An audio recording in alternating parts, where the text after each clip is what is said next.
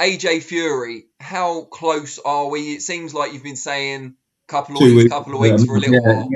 I don't want to say too much on it, Danny, because again, it's boring people, and of course, we are very close, and it's nice to have a little bit of a space before an announcement. So, look, all I can tell you is we're working really, really hard. We have, as I think Bob gave an interview the other day where Bob tells me, stop talking about AJ Fury, and then I wake up and he's So he can. I know, yeah. And he basically said, we're down to the final small points, and we are. So, I'm not going to say too much on it other than we're really working as hard as we can to get that closing announced.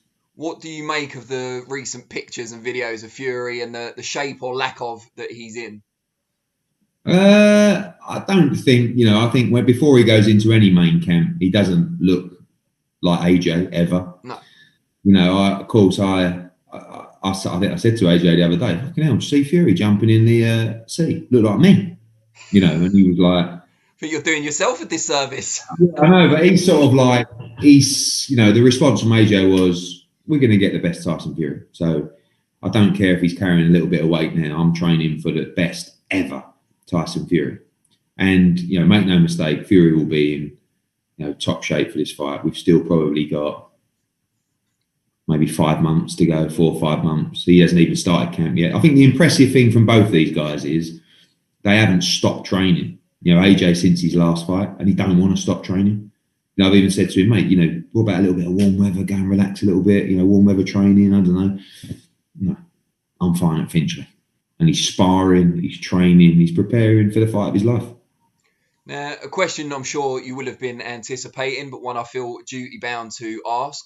We saw the Panorama documentary a couple of weeks ago. I'm sure you've seen it, focusing on Daniel Kinahan and his involvement in boxing, or at least in part about that aspect of his character.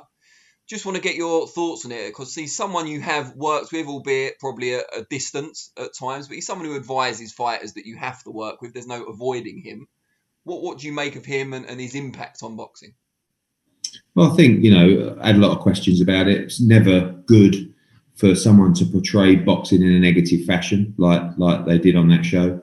I think that, it's no secret that he's been working in boxing for a number of years, working for some high-profile fighters. And as I said, in Panorama, we provided a statement. I have no problem answering questions on it. And every fighter has a right to appoint an advisor, a manager, a team of people to handle their career.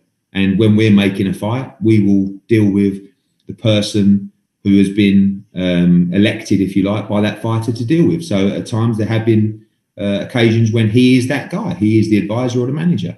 Sometimes a promoter will be dealing directly with him and you'll be dealing with the promoter. So the story on Panorama to the boxing circles had been told last year, of course, when Tyson Fury, obviously who is advised by Daniel Kinahan, came out and said that, he made the fight and he was involved in that. Of course, the backlash was incredibly strong and he took a step back. And since then, all our negotiations have been with Bob Arum. He's the one we send the contract to. He's the one we get it over the line with. So, not shipping the question, but I want to focus on the positives for the sport, trying to bring it to the levels of creating these huge super fights like AJ against Fury, trying to put on these great schedules in the pandemic. And, like I said, it's fighters will appoint an individual to advise them or manage them as they would a lawyer, as they would a promoter, and that is part of their team.